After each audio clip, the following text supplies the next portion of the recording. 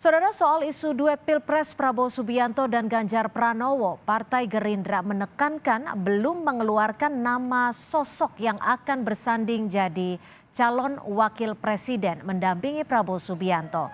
Ketua Harian DPP Gerindra menyebut wacana nama Ganjar Pranowo muncul untuk mendampingi Prabowo Subianto hanyalah respons pasca momen kebersamaan Jokowi, Prabowo, Ganjar yang ditanyakan wartawan. Dasko bilang Gerindra masih menggodok nama bakal cawapres yang akan mendampingi Prabowo dan menegaskan Prabowo akan maju sebagai calon presiden.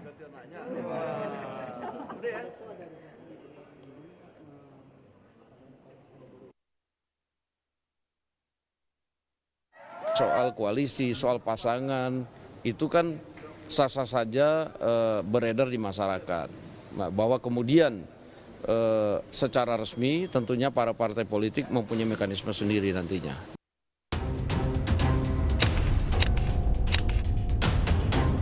Wacana duet Ketua Umum Gerindra Prabowo Subianto dan Gubernur Jawa Tengah Ganjar Pranowo di Pilpres naik ke permukaan. Pasca akrabnya gestur Jokowi Prabowo Ganjar saat kunjungan kerja Presiden meninjau panen raya di Kebumen, Jawa Tengah. Jokowi membantah kebersamaan dengan Ganjar dan Prabowo untuk perjodohan politik. Presiden Jokowi juga memandang Prabowo maupun Ganjar sama-sama ideal jadi Capres 2024. Kebetulan Pak Prabowo mau ke Magelang, saya ajak bareng, sudah bareng turun di Kulon Progo. Karena pertemuan Pak Prabowo-nya siang udah ke sawah dulu kita panen raya udah ada saya, ada Pak Ganjar, ada Pak Prabowo, sudah ideal semuanya. Namun peluang duet itu masih alot. Wakil Ketua Dewan Pembina Partai Gerindra Hashim Joyo Hadikusumo menegaskan Prabowo Subianto tak mungkin maju jadi cawapres dari segi pengalaman dan usia dibandingkan Ganjar.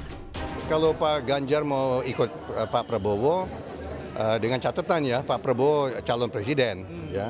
Saya kira sudah tidak mungkin lah kalau Pak Prabowo calon wakil presiden.